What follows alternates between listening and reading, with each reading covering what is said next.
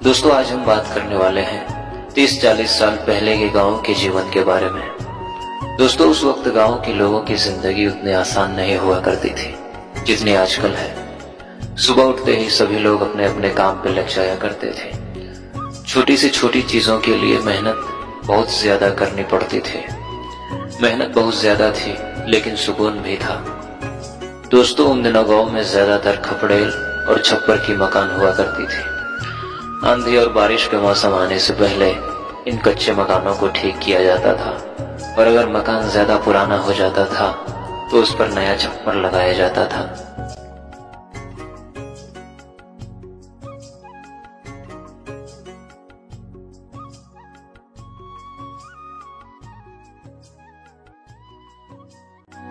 और दोस्तों उन दिनों खेती का सारा काम बैलों के द्वारा ही किया जाता था।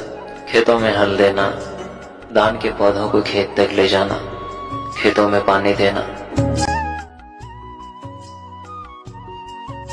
फसल की कटाई के बाद उसको घर लाना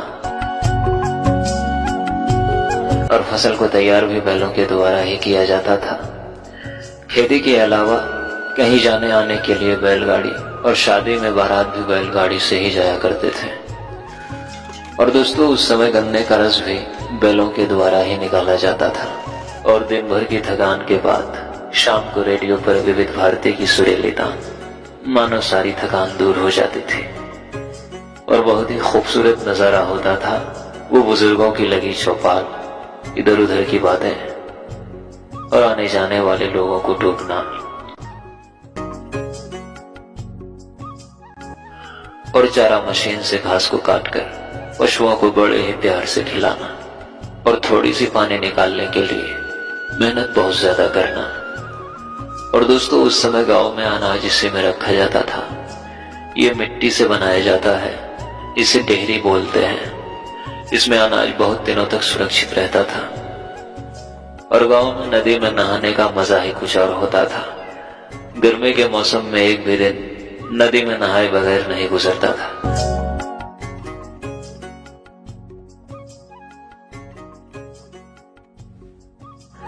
और दोस्तों सुबह होते ही सारे पशु खेत की तरफ निकल जाते थे अपने भोजन के लिए।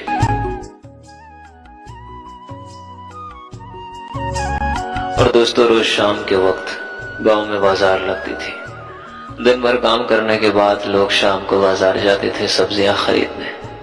वो शाम के वक्त लगने वाली बाजार का दृश्य ही कुछ और होता था।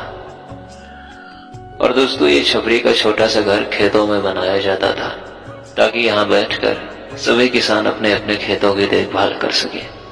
खुले मैदान में ठंडी हवाओं के बीच यहाँ बैठने का मजा ही कुछ और होता था। और दोस्तों कुछ इस तरह की हुआ करती थी पहले गांव का रसोई घर, जो पूरी तरह से मिट्टी की बनी होती थी और बड़े बड़े चूल्हे को भी मिट्टी से बनाया जाता था। और दोस्तों इसे हंसिया बोलते हैं। गांव में सब्जियों को काटने के लिए इसी का प्रयोग किया जाता है। और दोस्तों गेहूं की फसल की तैयारी के बाद जो भूसा निकलता था उसको ऐसे ही भूसा घर में स्टोर किया जाता था गाय बैल और भैंसों को खिलाने के लिए।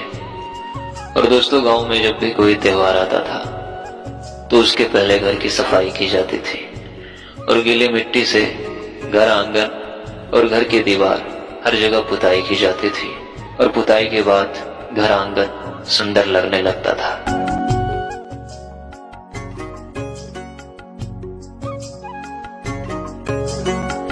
और दोस्तों उस समय जब गांव की महिलाएं कुएं से पानी भर के लाते थे तो उसको मिट्टी के घड़े में स्टोक करके रखा जाता था खाना बनाने और पीने के लिए।